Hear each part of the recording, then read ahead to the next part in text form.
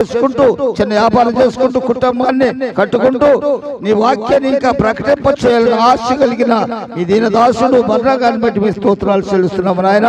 వారికి ఇచ్చిన కుమారుడు బట్టి, కోడలను బట్టి, మనవలను బట్టి, వారి యొక్క రక్త సంబంధాలు బట్టి, గ్రామాలను బట్టి, గ్రామంలో ఉన్న ప్రతి కుటుంబాలను బట్టి కూడా ప్రభావ ప్రార్థన చేస్తున్నాము నాయన. ఎన్నిక లేని వాళ్ళను కొద్ది నిమిషాలు నాతో మాతో మీరు మాట్లాడి కార్యాలు జరిగించి మహిమ పొందమని యేసు నామములో అడుగుతున్నాము తండ్రి.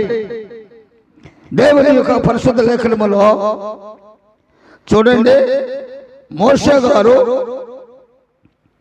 ఐగుప్తు దేశంలో ఉన్నప్పుడు ఇశ్రాయేలు ప్రజలందరూ కూడా బానిసలుగా పనిచేస్తున్న సందర్భాలు. ఇశ్రాయేలు ప్రజలు బానిసలుగా పనిచేస్తున్నప్పుడు వాళ్ళు పరో సైన్యం అంతా కూడా ఇశ్రాయేలు ప్రజల్ని బాగా కష్టపెడుతున్నారట. రాత్రింబగళ్ళు కూడా కష్టపెడుతున్నారు. ఆ సందర్భంలో వాళ్ళు ఏం చేశారంటే ఆ బాధ తట్టుకోలేక, ఆ బాధ ఓర్చుకోలేక వారు ఏం చేశారంటే అందరూ కలిసి ఏకముగా దేవుని సందులో మొదలుపెట్టారంటండి. ఏకముగా కూడి మొదలుపెట్టినప్పుడు దేవుడు ఆకాశము నుండి విని ఇశ్రాయేలు ప్రజలందరూ మనం ఆలకించి వారు మూలిగారంటండి. ఎంత మూలిగారో, ఎంత వేదన పడ్డారో, ఎంత మచ్చర పడ్డారో. ఆ సందర్భంలో ఎవరు వాళ్ళ మనం ఆలకించడంలో లేరు. అయితే వాళ్ళు ఇంకా కఠినంగా పని చేపిస్తూ సమయం పోయినా సరే ఆ పని అంతా పూర్తయ్యేదాకా లెక్క వరకు విడిచిపెట్టేవాడు కదండి. మీకు ఈరోజు ఎన్ని ఇటుకలు చేయాలో ఆ ఇటుకలు మీరే తీసుకురావాలి. గడ్డి మేమేమో పొలాల కూడా మేము మీరే వెళ్ళి ఆ గడ్డిని మీరే తీసుకుని వచ్చి ఆ ఇటుకల లెక్క ప్రకారంగా తయారు చేసి కాల్చి మాకు అప్పగించవలసిన బాధ్యత మీదే. ఆ తర్వాత మీకు భోజనాలు ఏర్పాట్లు చేయవలసిన బాధ్యత మాది అని వాళ్ళు ఆ విధంగా చేస్తున్న సందర్భాలు. ఈ విధంగా చేస్తున్న సందర్భంలో వాళ్ళు పడి బాధ, ఆ చంటి పిల్లలు ఉంటారు, ఆ చంటి పిల్లలు పాలు తాగడానికి అవకాశం ఇచ్చాడు కదండి. ఆ చిన్న పిల్లలు ఏడుతుంటే ఓదార్తాను కూడా ఆ పటువులు వెనకాల ఉండి కొడవలతో కొట్టి ఆ పిల్లలందరూ కూడా ఓ పక్కని కూర్చొని పెట్టి వాళ్ళకి ఏదో ఇచ్చి స్తోత్రం హల్లెలూయా. దేవుడు ఆ విధముగా వీళ్ళు పనిచేస్తున్న సందర్భంలో వాళ్ళు ఆ యొక్క ఐగుప్తు దేశంలో ఉన్నప్పుడు దేవునితో సావాసము కలిగి ఉన్నవాడే కానీ వాళ్ళు ఏం చేశారంటే ఎక్కువగా ఆ బాధ తట్టుకోలేక మొరపెడత మొదలెట్టారు. మొరండి, బాధలో ఉన్నప్పుడు మనం కూడా మొరపెడతాం. అయ్యా నన్ను వదిలేసావు కనుక నాకు ఈ శ్రమలో నాకు వచ్చినాయి అని మనం కూడా ఒకప్పుడు బాధపడుతూ మొరపెడతా ఉంటాం. మొరపెట్టినప్పుడు ఆకాశము నుండి దేవుడు ఆలకించి అప్పుడు ఎవరు పంపించాలి, వీళ్ళని విడుదల చేయాలంటే, ఈ బానిసల నుంచి విడుదల చేయాలంటే అబ్రహాం ఇచ్చిన వాగ్దానాలు ఉన్నాయి. ఏంటి వాగ్దానాలంటే పాలు తేనెలు ప్రవహించే దేశంలోని వాళ్ళని నడిపిస్తానని అబ్రహాంతో వాగ్దానం చేసిన దేవుడు నమ్మదగిన వాడు. కానీ ఎన్ని సంవత్సరాలు? 430 సంవత్సరాలు మిమ్మల్ని బానిసలుగా అప్పగిస్తారని ఆనాడు అబ్రహాంతోనే సెలవిచ్చిన మాట ఇవి. ఆ 430 సంవత్సరాలు ఐగుప్తు దేశంలో ఇశ్రాయేలు ప్రజలు బానిసలుగా జీవించిన సందర్భాలు. బానిసలుగా జీవిస్తున్నారు. వాళ్ళు కఠినమైన సేవ చేస్తున్నారు, కఠినంగా శిక్షిస్తున్నారు. ఆడవాళ్ళని బాధపడుతున్నారు, మగవాళ్ళని బాధపడుతున్నారు. చిన్న బిడ్డలు కూడా పాలించడానికి కానీ వాళ్ళకి విద్యలు బుద్ధులు నేర్పడానికి కానీ ఏటికి అవకాశం వాళ్ళకి ఇవ్వటం లేదు. మనం అంటే వాళ్ళకి చాలా కఠినమైన పని చేపిస్తున్నారు. ఎవరి పని వాళ్ళకి అప్పగిస్తున్నారు. అప్పగించిన తర్వాత ఆ పని పూర్తయ్యే వరకు వెనకాలండి అయిపోయిందన్నప్పుడే వాళ్ళు ఎల్లుడు అంటండి. వెళ్తానికి వీలేదు, బయటకు వెళ్తానికి వీళ్ళు. అంత కఠినమైన శిక్ష. ఆ సందర్భంలో తట్టుకోలేక దేవుడు అందరూ కలిసి మొరపెట్టారటండి. మొరపెట్టినప్పుడు దేవుడు ఆకాశము నుండి ఇది ఆ మనవిని దిగి వచ్చాడంట. ఎక్కడికి? మోషే ఐగుప్తు దేశంలో 40 సంవత్సరాలు ఉండి సుఖజీవాలుగా రాజుగా మరి విద్యలు నేర్పించుకుని అక్కడి నుంచి తిరిగి మరి 40 దినాలు విద్యాల దేశంలో నివసించినట్లుగా మనం చూస్తున్నాం. మిద్యాన్ దేశంలో 40 సంవత్సరాలు, మరి అలాగే పరో ఇంట్లో 40 సంవత్సరాలు, 80 సంవత్సరాలు వయసు వచ్చిన తర్వాత మోషే గొర్రెలు కాశాడు. ఆ గొర్రెలు కాసిన సందర్భంలో దేవుడు మరి ఇశ్రాయేలు ప్రజల మూలు ఆలోచించి చేశాడంటే, ఇశ్రాయేలు ప్రజలను తప్పించడానికి కోసము ఒక మంచి నాయకుడు కావాలని చూసినప్పుడు గొర్రెలు కాస్తూ ఉన్నాడు మోషే. అప్పుడు ఒక పొదలో, పెద్ద పొద ఉందండి, ఆ పొదలో ఒక మంచి గొప్ప మంట కింద వస్తుందంట. చూశాడు, ఆ పొద చూశాడంటే మోషే గారు, ఏంటి పొద కావట్లేదు, పొద అయితే కావట్లేదు, మంటలు అయితే చాలా బాగా బాగా ఆకాశం అంతా మంటలు వస్తున్నాయి ఏమిటి అని ఆ తట్టుకెళ్ళి చూద్దామని మోషే గారు ఆ చేతిలో ఉన్న కర్ర తీసుకుని ఆ మంటలు రేగే స్థలంలోకి వెళ్ళాడంట మోషే. అప్పుడు దేవుడు ఏం చేశాడంటే మోషేని పిలుస్తూ ఉన్నాడు. మోజేస్ మోజేస్ అని 2 సార్లు పిలిచాడంటండి. పిలిచాడు, నేను అబ్రహాము దేవుడను, ఇస్సాకు దేవుడను, యాకోబు దేవుడను, నా ప్రజలందరూ కూడా మూలుగు నేను విన్నాను. వాళ్ళ శ్రమలో మొరపెట్టినప్పుడు మనం విన్నాను కనుక ఆ శ్రమలోంచి వాళ్ళని విడుదల చేయడానికి నిన్ను నేను అక్కడ పంపించడానికి దిగి వచ్చిన దేవుడను కనుక నువ్వు నిలబడిన స్థలము పరిశుద్ధ స్థలము, ఆ చెప్పులు విడు అని దేవుడు మోషేతో మాట్లాడినప్పుడు మోషే చేశాడంటే ఆ దేవుని మాటకు లోబడి ఆ చెప్పులు అక్కడ ఇచ్చిపెట్టి ఆయన చెప్తుంది వింటున్నాడు అంటాడు కదా. వాళ్ళు మూలుగు నిన్నాను, నిన్ను అక్కడ పంపిస్తున్నాను, నువ్వు అక్కడికి వెళ్ళాలయ్యా అంటే అంటాడు. మోషే ఎందుకు వెళ్ళాలంటే అక్కడ భయపడుతున్నాడు. ఎందుకు భయపడుతున్నాడంటే, ఐగుప్తులో ఉన్నప్పుడు నేను ఒక నేరం చేశాను, మళ్ళీ ఇప్పుడు నన్ను ఈయన ఐగుప్తుకు పంపిస్తాను అంటున్నాడు. ఐగుప్తుకు వెళ్ళిన తర్వాత మళ్ళీ ఆ రాజు నాకు ఏమన్నా కఠినమైన శిక్ష అతడు నా భయం మిగిలిపోయింది. చూసారండి, దొంగకి ఎప్పుడైనా భయమే, దొంగకి ఎప్పుడైనా భయమే. ఆ దొంగతనం చేసి మాసిపోయింది అనుకుంటాం, కానీ మళ్ళీ ఆ దొంగతనం చేసి ఆ స్థలంలోనికి వెళ్ళాలంటే అమ్మో మళ్ళీ అక్కడికి వెళ్తే ఏం జరుగుతుందన్న ఆలోచన మనలోనికి వస్తుంది. అయితే ఆయన అనుకుంటున్నాడు, అయ్యా నేను నోరు మధ్యం గలవాడిని, నేను వెళ్ళలేను, నేను మాట్లాడలేను అని ఈ సమాధానం చెప్తున్నాడు దేవుడికి. చూడండి ఎంత గొప్పవాడు, దేవునికి సమాధానం చెప్తున్నాడంటే దేవుడు ఎంత గొప్పవాడు చూడండి. మానవుడితో అంతసేపు మాట్లాడంటే దేవుడు ఎంత గొప్పవాడో చూడండి. అంత గొప్ప దేవుడు కనుకనే మరి భూమి మీద సంతోషముగా సమాధానముగా ఆయన మహిమపరచడానికి, ఆయన స్తుతించడానికి, ఆయన నామాన్ని కనపరచడానికి మనము మరి ఈ రీతిగా ఆదివారం మన ఆంధ్రప్రదేశ్ అంతా కూడా, మన దేశమంతా కూడా దేవుని ఆరాధిస్తూ దేవుని కనపరుస్తూ ఉన్నారు. ప్రియులరా గమనించండి. అయితే మోషే అంటాడు కదా, అయ్యా నేను వెళ్ళలేను అన్నాడు. కాదు చెప్తే ఇది మనిషి కాదు అనుకుని ఏసాడంటే ఆయన మోషే గారు నీ చేతులు ఏమిటి అన్నాడు. కర్ర అయ్యా అన్నాడు. కింద పడే, అది కింద పడేసాడు. అది గొర్రెలు కాసుకునే కర్ర, అది కింద పడగానే పెద్ద పాము అయిపోయిందండి. అప్పుడు అంటాడు దేవుడు, మోషే ఆ తోక పట్టుకో అన్నాడు. కర్ర పాముగా మారిన తర్వాత ఆ తోకను పట్టుకోవాలంటే మానవుడికి సామాన్యంగా భయం కదండి. భయపడి దూరంగా వెళ్ళిపోయాడు, భయపడ్డాడు. కాదు ధైర్యంగా నిలబడి పట్టుకో అన్నాడు దేవుడు. అప్పుడు ఆయన మాటకు లోపడేసాడంటే మళ్ళా పట్టుకోబోతేప్పటికి అదేమైంది, చేతిలో కర్రగా మారిపోయింది. అబ్బో ఇప్పుడు దేవుని మహిమ కనపడుతుంది ఆయనకి. ఇప్పుడు నా చేతిలో ఉన్న కర్ర కింద పడేయమన్నాడు దేవుడు. అది పాము అయింది, నన్ను పట్టుకోమన్నాడు. దాన్ని పట్టుకోమంటే మళ్ళీ కర్ర అయిపోయింది. గొప్ప దేవుడు మన దేవుడు అనుకుని ధైర్యంగా నిలబడ్డాడు. మరి అనుకుంటాడు ఇంకా ఆయనలో ఆ బలహీనత కనపడుతూనే ఉంది.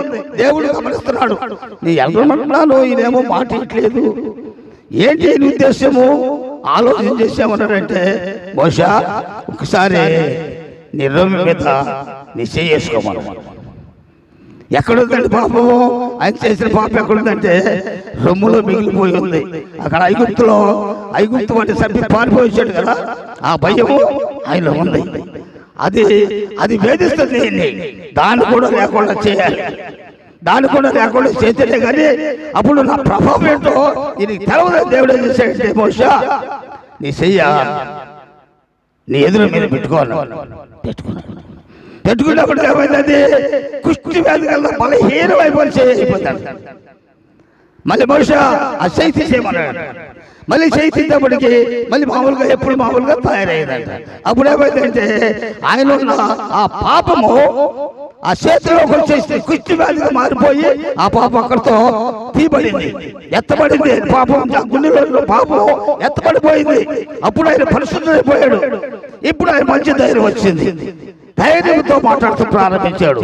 అయితే నిన్ను సంపాలలో ఎదుగుతున్న వారందరూ కూడా ఆ ఐగుప్తులో లేరయ్యా, చనిపోయారు, వాళ్ళందరూ చనిపోయారు అని దేవుడు మోషతో మాట్లాడినప్పుడు మోషే అంగీకరించాడు. అయ్యా అంటాడు. మళ్ళీ అంటాడు, అయ్యా వాళ్ళు నమ్మరయ్యా, నన్ను ఇశ్రాయేలు ప్రజలు నన్ను నమ్మరయ్యా అంటాడు.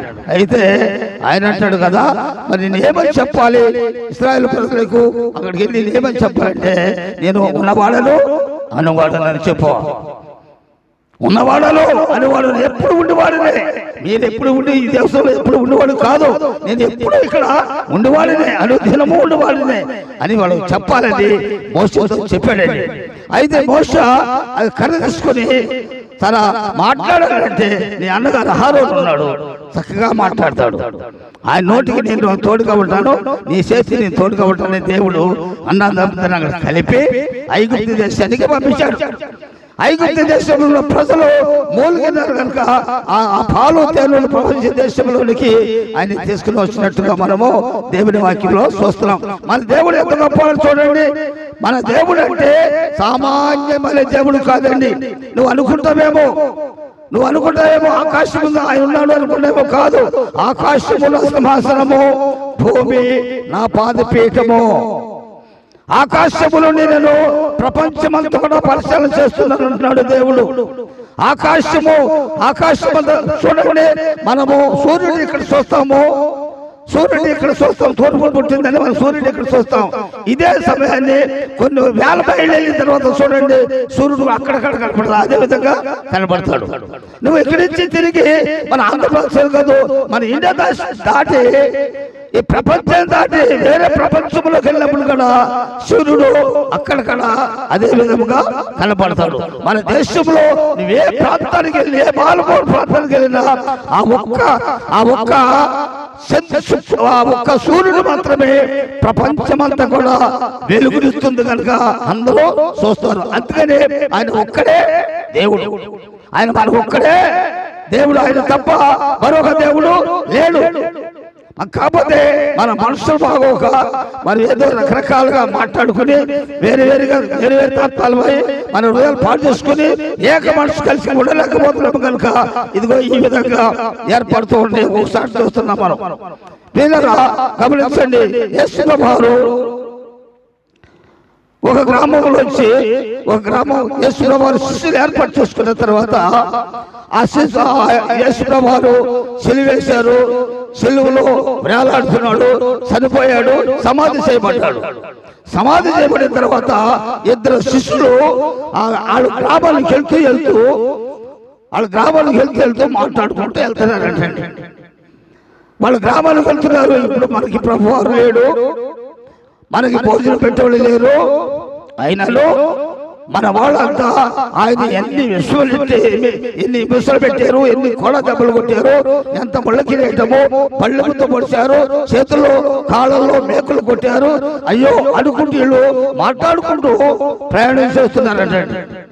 ప్రయాణం చేస్తున్న సందర్భాల్లో అప్పుడు వీళ్ళిద్దరూ ప్రయాణం చేస్తుంటే మూడో వ్యక్తిగా యేసు ప్రభువు మూడో వ్యక్తిగా వాళ్ళు కలిసినట్టుగా మనము చూస్తున్నాం. చూడండి, అందుకని ఎక్కడ ఇద్దరు ముగ్గురు కూడి నా నామంలో ప్రార్థన చేస్తూ ఉంటారో వారి మధ్యన నేను ఉంటానని ప్రభు చెప్పాడు. ఇప్పుడు మన మధ్యన ప్రభు ఉన్నాడని సంగతి మనము బాగా గుర్తించాలి. ఈ స్థలంలో మనం కాదు మాట్లాడింది, దేవుడే మాట్లాడుతూ ఉంటాడు. ఇక్కడ దేవుని మాటలు మనము జాగ్రత్తగా పరిశీలన చేసుకున్నట్టయితే మన జీవితాలను సరిచేయడం కోసమే మన ప్రభువైన యేసుక్రీస్తు ఈ లోకానికి వచ్చాడు. వారు ప్రయాణమై వెళ్తున్న సందర్భంలో యేసు ప్రభువు గురించి మాట్లాడుకుంటూ వెళ్తున్నారట. ఇద్దరు మూడో వ్యక్తి కలిసాడంట.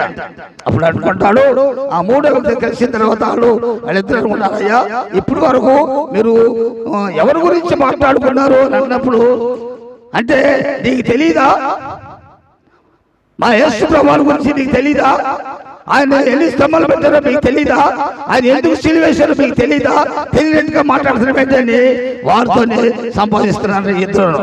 వాళ్ళు మాట్లాడుకుంటూ ఆ గ్రామానికి వెళ్తాప్పటికి పొద్దుకోపోతాప్పటికి, అయ్యా మరి మీరు ఎవరో మాకైతే తెలియదు, కానీ మాతో కలిసి ఇప్పుడు వరకు సంభాషించుకుంటా వచ్చావు, కానీ ఈ రాత్రి మా ఇంటికాడు రమ్మని వాళ్ళిద్దరూ అడిగారు. అంటే అప్పటికి వీడికి యేసు ప్రభువు సంగతి గుర్తు తెలీదు. అసలు ఆ యాలాపే వాళ్ళకి మనసు రాలేదు. ఆ రాత్రి యేసు ప్రభువు వాళ్ళతో కలిసి భోజనం కాడ కూర్చుని రొట్టె పట్టుకుని ఇరిసినప్పుడు అప్పుడు వాళ్ళు కళ్ళు తెరవబడి వాళ్ళు మాట్లాడుకున్న మాటలన్నీ కూడా అప్పుడు జ్ఞాపకం.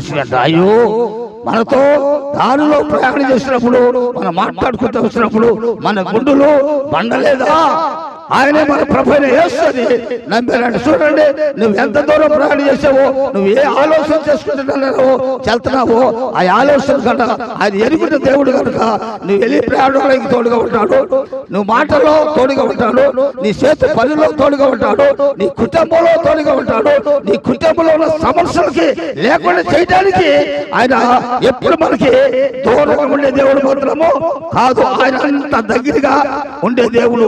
మన తండ్రి అయినా దూరం ఉంటాడు, మన తల్లి అయినా దూరం ఉండదు, కానీ దేవుడు మాత్రము దూరంగా ఉండే దేవుడు మాత్రము కాదు అని దేవుని వాక్యము సెలవిస్తుంది. ఆ సందర్భంలో ఎదురు మోషే ఆరోను మరి ఐగుప్తు దేశంలోకి వెళ్ళి రాజు ముందు ప్రదర్శిస్తున్నారు.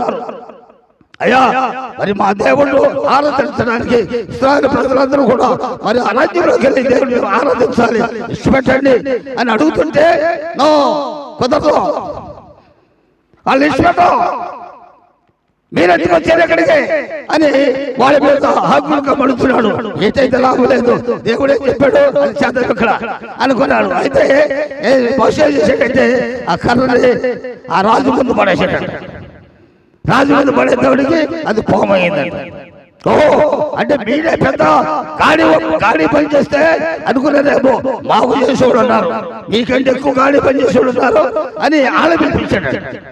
ఆళ్ళ పిలిపించేవాడికి ఏమిటయ్యా, మీరేదో పావుగా తయారు చేస్తున్నారు, మీ పద్ధతి ఉపయోగించండి ఇక్కడ, వాళ్ళకి బుద్ధి చెప్పండి అని అంటే వాడికి వాళ్ళు కూడా ఆ కళ్ళు పడితే పావులు వేయాలంటే ఆ పావులు వినిపించేసి ఈ మోషే మరి ఆరోను కింద పడేసిన కర్ర పాము అయింది కదండి, ఆ మంత్రికులు మంత్రించిన పావుల్ని ఈ మింగేసినంట. వాళ్ళ ముందు దేవుని శక్తి ఎందుకు పనికిరాదు అంటే తాత్కాలమైన పనులు చేసింది, మనుషుల్ని భ్రమ పెట్టే పనులు చేసింది, రాజుల్ని మోసం చేసి డబ్బు సంపాదించుకునే పనులు చేసింది. వాళ్ళు ఈ రోజు కూడా అదే విధంగా ఉన్నారండి. ఆ మాంత్రికులు చేసి తాంత్రికులు చేసి డబ్బులు గురించి మనుషులు వేదన పెట్టేవాళ్ళు ఇంకా చాలా మంది ఈ లోకంలో ఉన్నారు, ఇంకా తెలుసుకోలేక ఉన్నారు ప్రియులరా.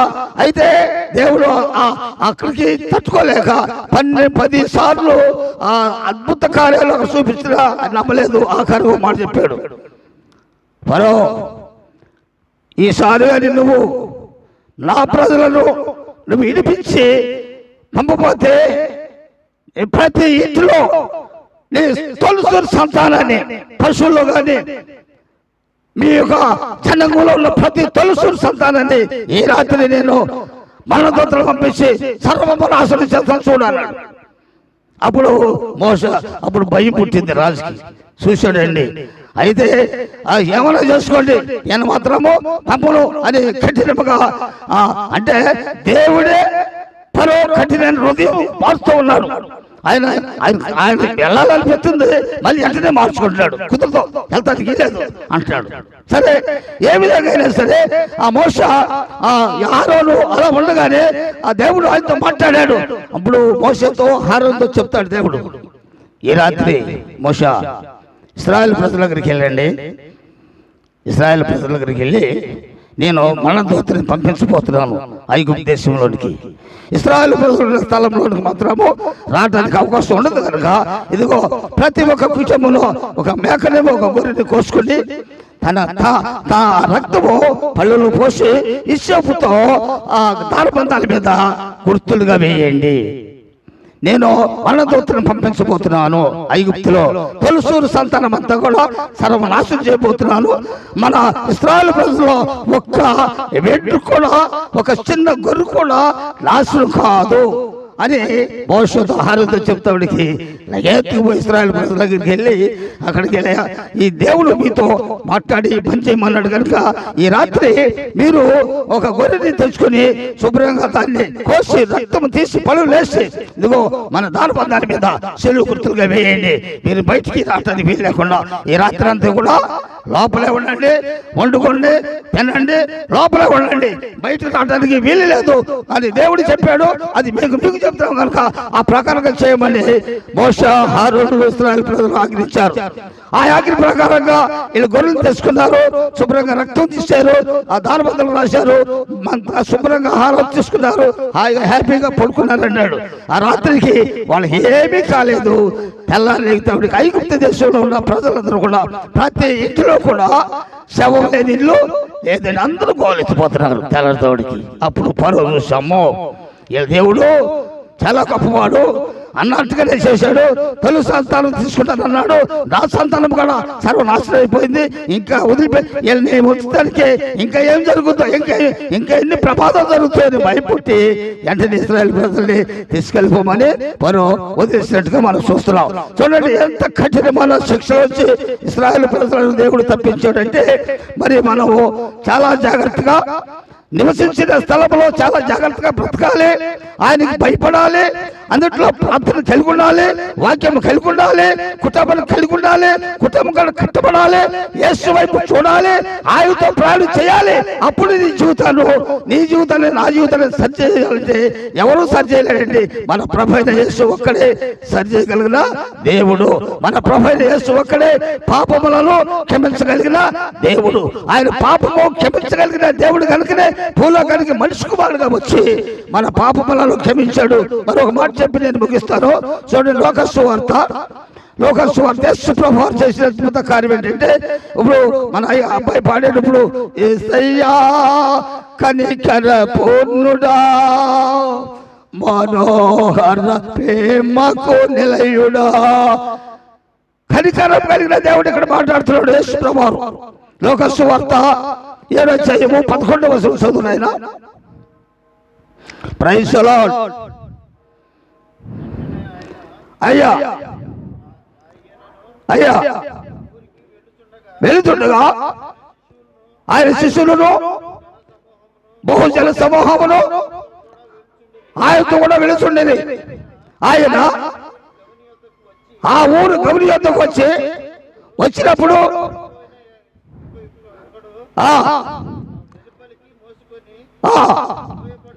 పోయబడుచుండెను. అతని తల్లికి అతను ఒక్కడే కుమారుడు, ఆమె విధవరాలు. ఆ ఊరి జనులు ఆమెతో ఉండేది. ప్రభు ఆమెను చూసి ఆమె యందు కనికరపడి ఆయన కనికరం కలిగిన దేవుడు, ఏడవద్దని చెప్పిన దేవుడు దగ్గరకు వచ్చి పాడెను. ముట్టగా మోసిన వారు ఆయన చిన్నవాడా ఏమని నీతో చెప్తున్నాను, చనిపోయిన వాడు ప్రైజ్ ది లార్డ్, దేవునికి స్తోత్రం. ఇక్కడ ఎంత గొప్ప కార్యం అండి ఇది. ఆ ఊర్లో ఒక విధవరాలు భర్తను పోగొట్టుకుంది. రెండవది ఉన్న కుమారుడు కూడా చనిపోయాడు. అరే భర్తను పోగొట్టుకుంది అనుకుంటే ఉన్న కుమారుడు కూడా చనిపోయాడే పాపం. అయ్యా ఆ గ్రామస్తులందరూ అనుకున్నారు ఉద్యోగాలు చేయడానికి ఎవరు వెళ్ళొద్దు, వ్యవసాయం చేయడానికి వెళ్ళొద్దు, ఏ పని చేయడానికి కూలి పని చేసేవాడు కూడా వెళ్ళొద్దు. ఎందుకంటే ఒక ఎదురాలు భర్తను పోగొట్టుకుందంటే ఈ రోజు నా కుమారుడు కూడా చనిపోయాడు, ఆమెను మనం అందరూ ఓదార్పు చేయాలి, ఆమెకు మనం సహాయం చేయాలి అని ఊరందరూ కూడా ఏక మనసుతో ఆ ఎదురాలి ఇంటికి వచ్చి ఆమెను ఓదార్చి ఆ బిడ్డని తీసుకుని శ్మశానం తీసుకెళ్లి మన యథాప్రకారంగా సమాధి చేయాలి కదా అని వాళ్ళందరూ ఒకే మాట మీద గ్రామంతో కలిసి చూడండి ఎంత ఆనందమో. మరి అలా కట్టడిగా ఉంటే ఆ గ్రామానికి ఎంత దీవెనండి. ఆ గ్రామంతా గల ఆ ఎదురాల మీద జాలి పడినందుకు యేసు ప్రభువారు వాళ్ళ గ్రామంలో ఉన్న ప్రజలందరూ చూసి జాలిపడి ఆమెను ఏడవద్దని చెప్పి చూడండి ఆ కుమారుని ఆ పాడి మోస్తున్న వాళ్ళు కూడా నిలబడి ఉన్నారు. ఆ పాడి మోస్తున్న వాళ్ళు నిలబడి ఉన్నప్పుడు రే బాబు మీరు నలుగురు కాళ్ళు పోయారు, మరి ఆమెకు ఎవరు లేరు కదా, మనమే కదా, కాళ్ళు పోయారు, నువ్వు పోతావా, నేను పోతా. నలుగురు ఇష్టపడ్డారు. సరే ఆ బిడ్డని తీసుకుని వెళ్తా ఉన్నారు. సందర్భాలు వెళ్తున్నప్పుడు వాళ్ళు యేసు ప్రభువు గురించి అంటే వాళ్ళకి ఇంకా తెలవదు. వాళ్ళు మొలుచు కొరకే ఆ గ్రామస్తులు శాసించారు, అరే బాబు మీరు వెయ్యాలరా, తప్పదురా, మన ఇంట్లో పని అనేది, మన బిడ్డరా, ఆమె కూడా మన తల్లి లాంటిదిరా. వాడు అందరూ చెప్పినప్పుడు ఇది నలుగురు నాలుగు పక్కనే కాశారు, వెళ్తుకుని ఆ బిడ్డని తీసుకుని వెళ్తున్నారు. వెళ్తున్నప్పుడు అప్పుడు యేసు ఇదేమో ఇటు నుంచి ఈ మరణపు గుంపు వస్తుంది, ఊర్లోంచి శ్మశానానికి వెళ్తుంది, అటు నుంచి యేసు ప్రభువు గుంపుతో ఎదురవుతున్నాడు. చూడండి ఎంత అద్భుతమో చూడండి. ఈ తల్లి ఏమో అఘోరంగా దుఃఖిస్తుంది, ఈ ప్రజలందరూ ఆమె మీద జాలి పడుతున్నారు. ఇదంతా ఎవరు చూశారండి? యేసయ్య చూశాడు. చూసినట్టు ఊరుకున్నాడండి, ఊరుకోలా, దగ్గరికి వచ్చాడు. ఆమె ఎంతో ఏడుస్తుంది, ఎదురాలు ఏడుతుంది. ఈ గ్రామం అంతా ఒకే ఏక మనసుతో ఈ పని చేయటానికి ఎంత సహాయం చేశారు. పాపం దేవుడు కనికరపడి వెంటనే ఆమె ఏమంటాడు, ఏడవద్దు అమ్మా, ఏడవద్దు, ఆ మీద కనికరం చూపించాడు. ఆ మోస్తున్న వారితో మాట్లాడుతున్నాడు. శవాన్ని మోస్తున్నారు కదా నలుగురు, ఆ నలుగురు ఆ పాడు పట్టుకుని మోస్తున్న సందర్భం ఉంది. అక్కడ యేసు అంటున్నాడు, చిన్నవాడా లే అన్నాడు. చిన్నవా లే అనగానే వెంటనే చూడండి, నిద్రపోయిన కుమారుడు పిలిస్తే, తండ్రి అమ్మగాని పిలిస్తే ఏ విధంగా తుల్లిపడి లెగుతాడో అదే విధంగా యేసయ్య చిన్నవాడా లే అనగానే వెంటనే లేచి కూర్చున్నట్టుగా మనము చూస్తున్నాము. మన ప్రభు యేసు క్రీస్తు ప్రభుల వారు 2000 సంవత్సరాల క్రితము భూలోకానికి వచ్చింది. ఎందుకంటే ఇలాంటి అద్భుత కార్యాలు చేయడానికి కోసమే. నీకు తెలియదు ఆయన మహిమేంటో. ఆయన మహిమేంటో నువ్వు చూడాలంటే ఆయన దగ్గరకు వస్తే నువ్వు చూడగలుగుతావు. ఆయన దగ్గర నువ్వు రావాలి, ఆయనతో నువ్వు సహవాసం కలిగి ఎప్పుడైతే నువ్వు ఉంటావో నీ కుటుంబం అంతా ఎలా ఉంటుందంటే, నోవాహు కుటుంబం వల్లే, ఆ నోహు కుటుంబం వల్లే, ఏలీయా కుటుంబం వల్లే, ఎలీషా కుటుంబం వల్లే నువ్వు దీవించబడతావని కూడా దేవుని వాక్యములు మనము చూడగలుగుతాం. ఈ కుటుంబాలన్నీ కూడా దేవునితో సహవాసం కలిగిన వాళ్ళే. అలాంటి సహవాసం ఎప్పుడైతే మనం కలిగి ఉంటామో మన సమస్యలను కూడా తొలగిపోతే. చూడండి ఎంత వేదన కలిగి ఏడ్చిందో, ప్రారంభించింది. అయ్యో నేను చనిపోతే బాగుండు, నా కుమారుడు బ్రతికితే బాగుండు, నా కుమారుడు కూడా చనిపోతే అతను నేను ఎందుకు ఎవరి కోసం బ్రతకాలని ఆమె దుఃఖించి వేదన పడి ప్రారంభించినప్పుడు ప్రభు ఆ మీద కనికారం చూపించాడండి. మన కనికారం ఎలాంటి దేవుడు అని, మన దేవుడు కనికారం కలిగిన దేవుడు. కనికారం అందుకని యేసన్న గారు పాడిన పాట, ఆయన కనికారం కలిగిన దేవుడు అని. ఆయన యేసయ్యా కనికర పూర్ణుడా అంటే నా మీద కనికారం చూపించాడు. ఆయన నన్ను కరుణించాడు. నాకు ఆయన మహిమను నాకు చూపించాడు. నాకు లేని జ్ఞానాన్ని నాకు ఇచ్చాడు. నేను ఆ అద్భుతమైన పాటలు రాయడానికి పరిశుద్ధాత్మ దేవుడు నాకు తోడైంది. మరి ఆంధ్రప్రదేశమే కాదు, ఈ ప్రపంచంలో చాలా దేశాలకి ఆయన సువార్త వెళ్ళింది. ఆయన పాటల పుస్తకాలు కూడా చాలా దూరం వెళ్ళి అనేకులు కూడా పాడి ఆనందిస్తున్నారు. ఎందుకంటే కనికారం కలిగిన దేవుడు మన దేవుడు. ఎవరైనా కనికారం కలిగిన దేవుడు. అంత కనికారం కలిగిన దేవుని దగ్గరికి నువ్వు రాలేకపోతున్నావంటే అది చాలా చాలా బలహీనత. ఆ ఒక్క ఎదవరాలు కుమారుడు చనిపోతే ఆ గ్రామంలో ఎవరు ఉద్యోగం చేయడానికి వీళ్ళకంటే ఆగిపోయారు.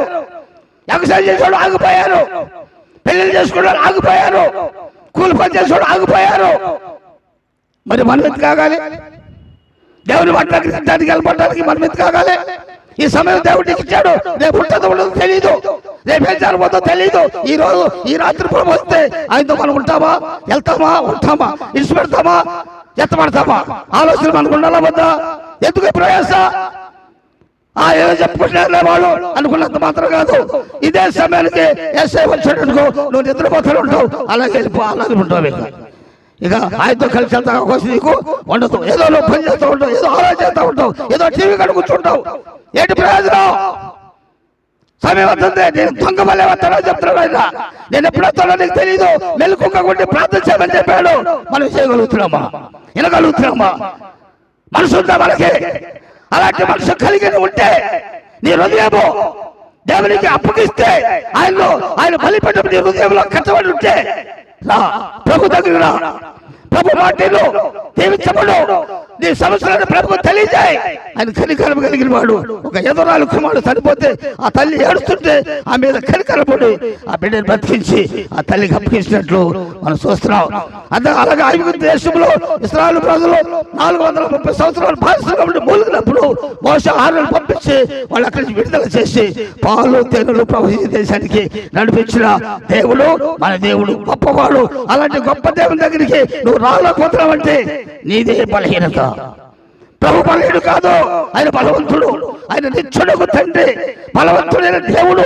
ఆ బలవంతుడైన దేవుడి దగ్గరికి నువ్వు రాలేకపోతున్నావంటే నువ్వు చాలా బలహీనరాలివే. నువ్వు బలహీనత ఉంటే నిన్ను బలమైన పాత్ర చేయగలిగిన దేవుడు మన ప్రభు అయిన యేసు ఒక్కడే.